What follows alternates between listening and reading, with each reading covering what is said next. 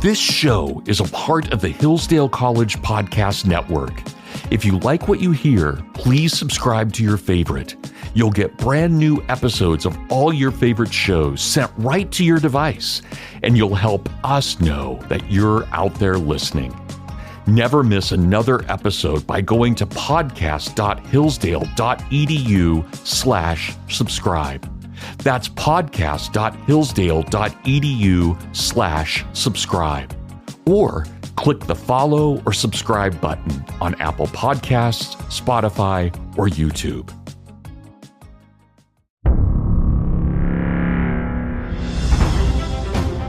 Every week, Hillsdale College President Larry Arnn joins Hugh Hewitt to discuss great books, great men, and great ideas. This is Hillsdale Dialogues, part of the Hillsdale College Podcast Network. More episodes at podcast.hillsdale.edu or wherever you find your audio.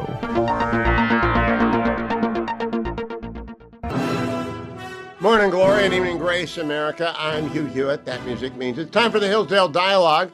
Dr. Larry Arnn is with me, and we are covering this book, of course. We're back in Winston Churchill's The Finest Hour, Volume 2 of his 6-volume World War II memoir, and this is the critical year. This is 1940 to 1941, The Finest Hour of Great Britain.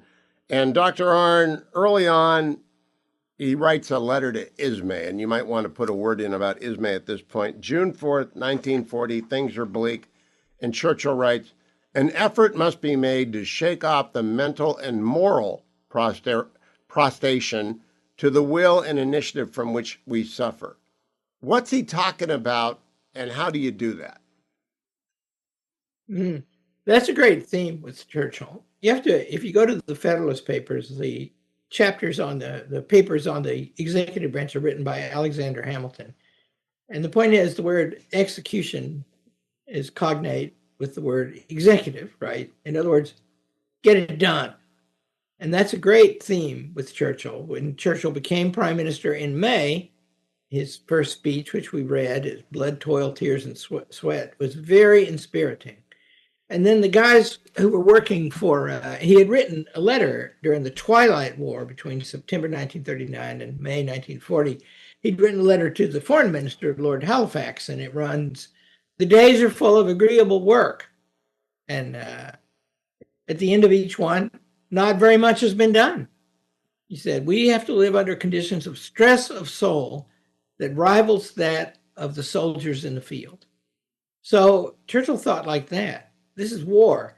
After Churchill was prime minister for about 3 weeks, all his private secretaries who became devoted to him were Chamberlain men. He didn't fire any of them. And they, after about 3 weeks, their diaries started showing things like, "Oh, I see. This is how you go about fighting a war." And so Churchill's trying to stir them up. Get going. Let's do it. You know, you may like or not like Donald Trump, but there isn't any doubt that he has an executive temper. And he's pushing all the time. And he's not very restrained in how he goes about it. I praised Lindsey Graham earlier for being unpredictable sometimes. Well, that's another feature of the executive. So this letter is very characteristic of Churchill. You just reminded me, I wrote a column last week for the DC Examiner that primarily 9/10 of it was about Lord Palmerston. And part of it was drawn, I don't know if you read that 6-volume history of England, but volume 5 is about Victoria's reign from Waterloo to her death in 1901. And in it, Lord Melbourne, Victoria's first prime minister, says there's no stopping Palmerston.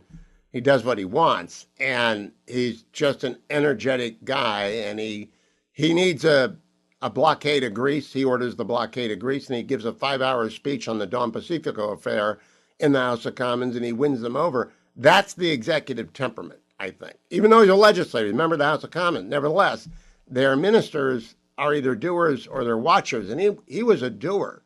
And he was the prime minister throughout our Civil War, which I did not realize until I dove deep into him for the purpose of this column. Are you an admirer of his? Oh, yeah. Castlereagh and Canning and Palmerston are the makers of British foreign policy in its heyday, right? When Britain was the greatest power on And that began to develop with Queen Elizabeth in 1588. They beat the Spanish and French Armada. But then, by the 18th century, they're the man, right? They got this big navy, and they articulated the main elements of British foreign policy. Churchill repeats them beautifully in many places and tried to follow them all his life. And that is, we are independent of the continent, and we keep our independence. We take sides in continental disputes when they're important enough and threaten us, and we're always against the one that might dominate the continent. That means we only pick on the big boys. And that means if it's France or if it's Spain or if it's Germany, whoever it is who threatens to dominate the continent, we're for the other guys. And those guys are the guys who articulated that. And it was in the bones of Winston Churchill. And after those three, Castlereagh, Canning, and Palmerston, there comes Disraeli and Salisbury, and they're in that line. And then Churchill kind of completes it. There are periods of weakness and periods where they don't repair their navy. And I'm reminded now, with some of our strategic depth issues in the munitions stockpile, of what happens when you have 4 or worse 8 years of a president who doesn't much care. And that's got a long tail that Donald Trump is working to overcome, but it's very much a long tail. The other thing that comes through is that Churchill is absolutely fixated on tanks. I mean, they're falling back across the channel. They've got to have airplanes, but he's pulling out memos that he wrote on tanks and landing craft for tanks from 1917. What was his filing system like? How did he even find this stuff? Well, I have carried his files around for hours with me. I can tell you in detail how he did that. But, first of all, he had a really great memory.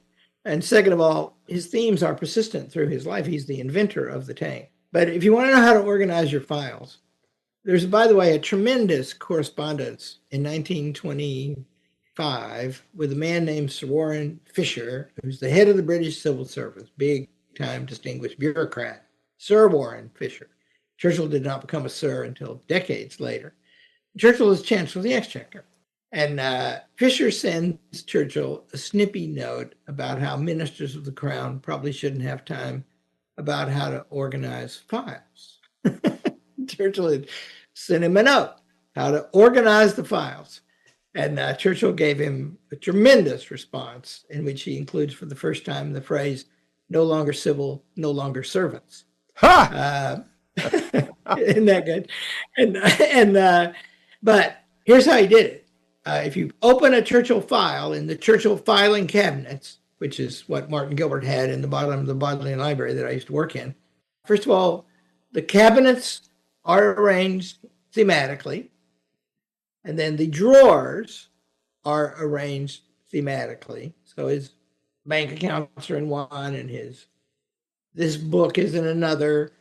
And then the folders, each one of them is in reverse chronological order. And the exterior folder, and in each document in it, there's a hole punch, a little round hole in the upper left corner. And then he takes one of those little ribbons with kind of a string with a metal thing on each end, and he feeds it through so that you can remove a document if you want to, but they're fixed in place. And when you open it, the most recent thing is on top. And that means that because Martin Gilbert wanted to write everything in chronological order, and that's the opposite, by the way, from work, because when you're doing work, you know everything you know right now and a lot about the past for each issue. And so you start with the current stuff, right? Whereas if you're writing history, you have to pretend that you don't know everything you know right now. So you start at the back, and then you can be closer to the actual situation we're in, which is we don't know tomorrow. How did Sir Martin Gilbert get command of the Bodleian basement? Because that is one of the world's preeminent libraries. you can't miss it if you visit Oxford. I've been there a few times. You can't miss it, but I imagine that real estate is precious. Yeah, so the Bodleian Library has three main buildings, and they're connected by, and all three buildings, the new library is where this was. It's across the street, and then the main Bodleian Library, and then next to it is a big round building called Radcliffe Camera. And all three of those buildings go 3 floors up in their reading rooms, and they all three go 3 floors down, and they're the stacks. And so they're in the basement, right? You go down underground. And those 3 floors, those 3 buildings are all connected underground. They're not connected. You have to go outside to traverse between them in the reading room levels. So anyway, you go to the new library and you have a pass, you have a key, and you get in the elevator. It's an old-timey elevator with one of those things that you swing across, to kind of a cage to close yourself in, and you go down to the very bottom floor, and you're 3 floors below ground now, and you get off the elevator and you walk about 30 feet, and there's an opening in the stacks, and Winston Churchill's filing cabinets are arranged in a U. And of course, he wrote an essay on the filing cabinet. What kind of filing cabinet should you have? Fireproof, so heavy that it takes 2 strong men to move them, and because then they can't be stolen. Very solid, right? The ones by Messrs. Chubb are the best, he writes, and his are all Chubb filing cabinets. So you go down there, and in this U, in between these wings of filing cabinets, there's a crappy wooden table and a hard wooden chair. That's all the furniture down there. And I have sat in there for hours and hours and hours. And well, that's how a young scholar becomes a preeminent scholar. Let me talk about this chapter 12, though. It is full of memos about minutia, about landing craft. Now, we went through this in 1942, 43. I remember from researching an Eisenhower book decades ago that this was a real knotty problem for America, and it required that fellow down in New Orleans that Stephen Ambrose found. That's why the World War II Museum is there, because he invented our landing craft. But Churchill was thinking about it from the beginning, and this whole chapter is full of minutia about minutia. I don't know how he had this capacity to write these things, and I am astonished. Well, so you have to relate the 2 things that are going on, and they're sort of a mixture of the human capacity of prudence. Half of these memos are about how do we keep these guys from coming ashore, right? Because they may invade us and take London this month, right? They're worried about that, right? And for a while, they had an unarmed army. Most of the ones who got back, 350,000 who got back from Dunkirk, most of them didn't get back even with their rifles, and the artillery was all gone. They got a big shipment of rifles first from us, and they started arming their main army, and then pretty soon they had 1 million-man home guard. So he's worried about that, right? And there's memos going out about that. And at the same time, in alternation, how are we going to invade Germany and kill Adolf Hitler? And you see, both problems are present. And if you that thing you read to Ismay, who was a very close associate of Churchill's, a senior general, close to him all the war, worked beside him all the war, and was eventually the first head of NATO in 1945, 46. We have to work urgently, and solving the problem today, how we go about that will be affected by what the next problem is going to be. And the first problem is to save us, and the second problem is to kill Hitler. And pretty soon he's thinking about the third problem, which is what's the world going to be like after we've done that? And Churchill had those dimensions going on all the time. Now, I had suggested in my notes that I sent you that you read the 2 paragraphs on page 226 and 227 that begin, "The buoyant and imperturbable temper of Britain, which I had the honor to express, may well have turned the scale." I don't know if you looked those up or if your book was as accessible as the paperback edition. I got them here. Yeah. Okay, And run with that. I will read it. Let me make a point. First of all, I knew a lot of people when I was in England from 77 to 80 and on beyond. They're all dead now, but people who lived through these years, my wife's family, her father and her mother. And it's amazing how often they regard this time in their lives of this maximum danger as the greatest time in their lives. Churchill writes, "The buoyant and imperturbable temper of Britain, which I had the honor to express, may well have turned the scale." Now, I'll make a point. I had a little to do with Darkest Hour, the movie where Gary Oldman got an Academy Award, and it's about this time in 1940. And they contrive sorry, I'm wandering now, but I have to tell this. They contrive him to go down in the subway, and various people talk to him and suggest things that later recur in his speeches. And I talked to the VPs at Focus Features. I saw a preview of it in New York. They want to talk to me, and they said, "What do you think?" They were trying to decide whether to promote the movie for an early dinner. For an Academy Award. I had an early dinner. And I said, "It's great." And they said, "Did Churchill go down in the subway?" And I said, "On that day?" And they said, "Yes." And I said, "No, he did not." And they said, "How do you know?" And I said, "We know everything he did that day. You can account for every." And he said, "But you still say it's great." And the reason is he wrote in a different passage in the first volume, in this volume actually, a related passage to this one in which he said that he'd drive around the town and he'd see people with weary faces in the bus queues, and they'd notice him and their eyes would brighten up and they would give him the V sign. And he said, the British had become the lion and I was called upon to give the roar. So I told that to the people at Focus Features and said, "You see, all you've done is shown him giving him the words that he made so famous." Yeah. That's what he says here. "I had the honor to express may have turned the scale."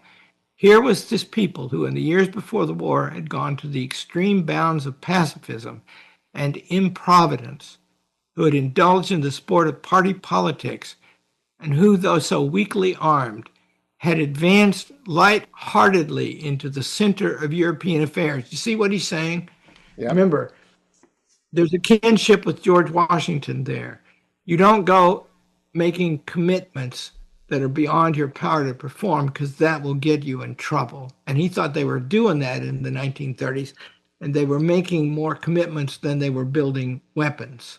Advanced lightheartedly into the center of European affairs, now confronted with the reckoning alike of their virtuous impulses and neglectful arrangements. They were not even dismayed. They defied the conquerors of Europe. They seemed willing to have their island reduced to a shambles rather than give in. This would make a fine page in history. But there were other tales of this kind. Athens had been conquered by Sparta. The Carthaginians made a forlorn resistance to Rome, not seldom in the annals of the past, and how much more often in tragedies never recorded or long forgotten, had brave, proud, easygoing states and even entire races been wiped out so that only their name or even no mention of them remains. See, Churchill is proud of the spirit, but he's aware of the danger. And that's what he'd been warning about for a decade when others were improvident, he calls them. And that's why he's sitting in that chair. In that day, he was proved right.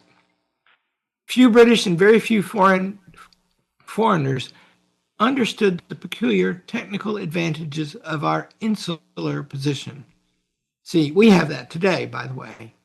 It is true that the oceans are not as wide as they used to be, but they're still there, and we should not ever give up the advantage of them. We have fighter aircraft in numbers on the American continent, and we went 40 years without that. And our strategic defenses are better and getting better, and we should remember that.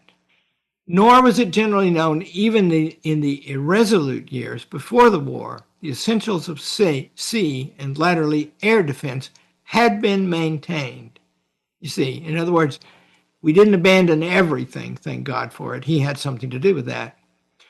It was nearly 1,000 years since Britain had seen the fires of a foreign camp on English soil. By the way, isn't that a good way to talk?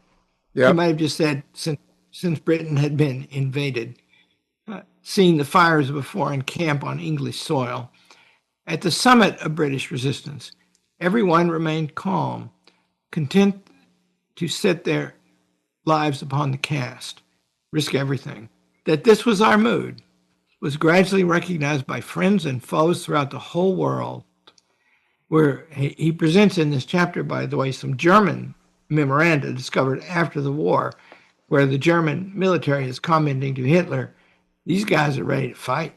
Yep. You know, that helped prevent the invasion. What was behind the mood? That could be settled only by brute force. So we're going to find out. That's an amazing brace of paragraphs. And I don't know how long it took him to write it. I doubt anyone does, but he's channeling his 1940 persona there. He's bringing it back in 1946, 47. And those are not quotes from documents. He's recollecting, much in the way your in-laws recollect. This is how he felt. Yeah. He must have felt increasingly confident.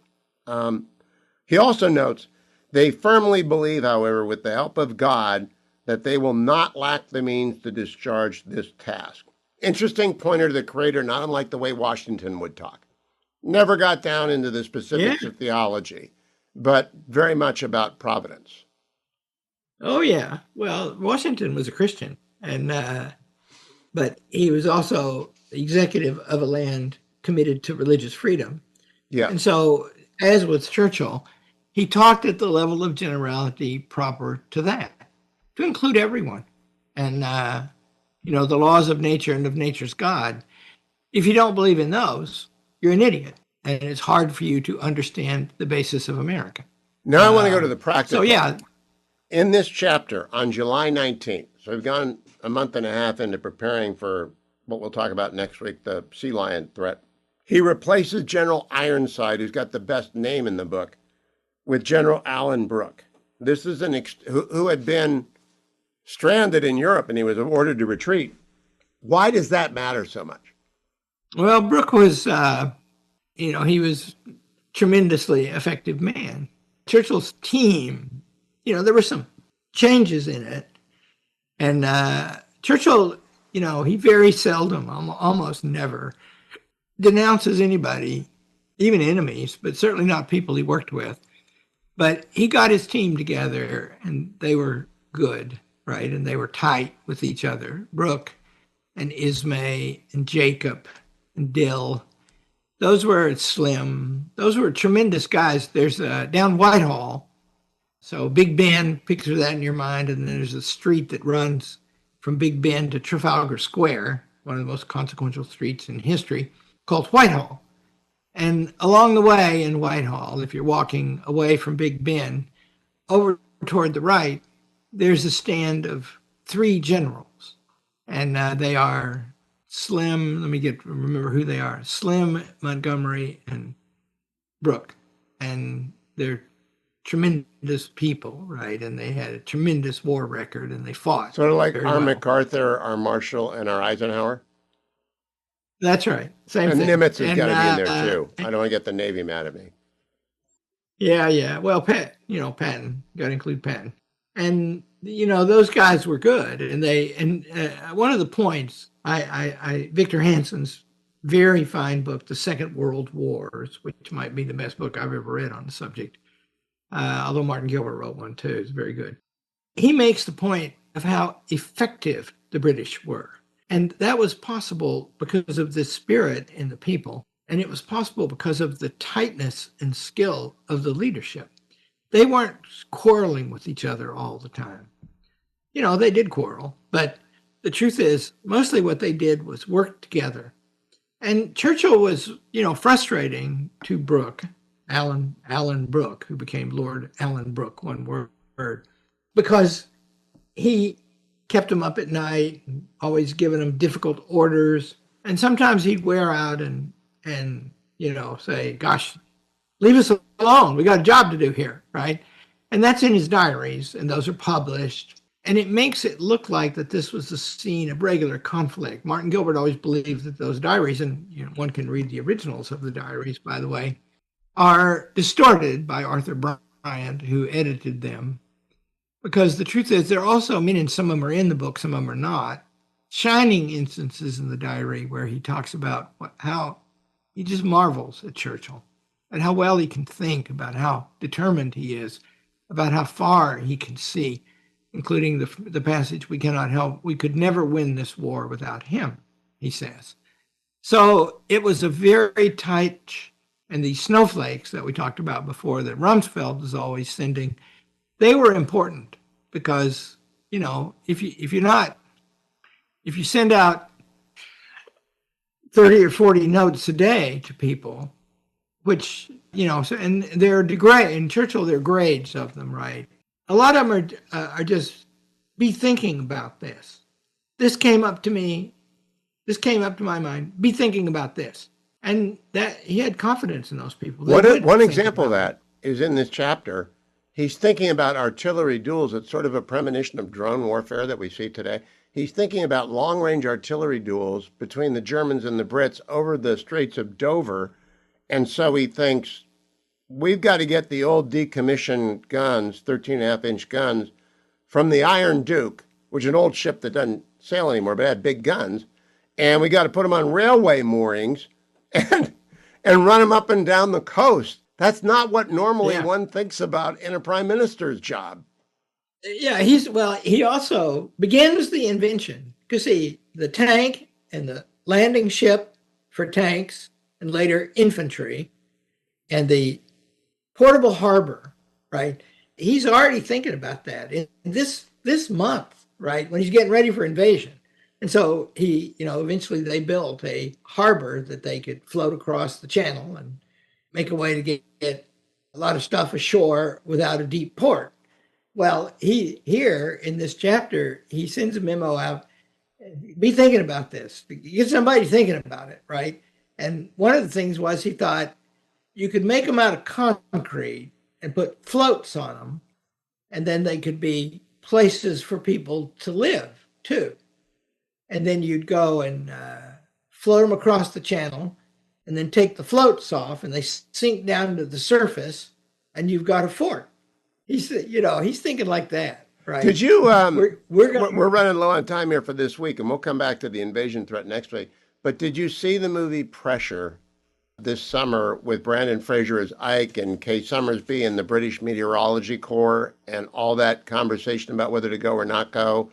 June 4th. I haven't watched it yet. I haven't watched it yet. I did have a talk with Tom Selleck. Let me drop a name here now. He listens to this show, and he's such a nice man. He narrates our recent movie. And he said, tell Hugh Hewitt to pay attention to the movie in which I play General Eisenhower. Oh, okay. It's very... I will do that. Because you should watch that movie. Brandon Fraser is not quite physically fit enough to be a persuasive Ike. Because those men, he does smoke enough to be a persuasive Ike. But I like the fact that the things you got to think about, and this is a theme that we'll extend into next week. If you've prepared to be invaded, you are then prepared to invade. You agree with that? That's right. Isn't that something? Yeah. Yeah. If we're afraid they're going to do this to us. If they can do this to us, it proves we can do this to them. And, one of I think it's probably my favorite letter that Winston Churchill's wife wrote about Winston Churchill was when Churchill lost his job in 1916, in the middle of the First World War. Clementine wrote to the Prime Minister Asquith and urged him to keep Churchill in the government. And you'd want your wife to think of you this way. Only Winston has the deadliness to fight the Germans. And I think she was right about that.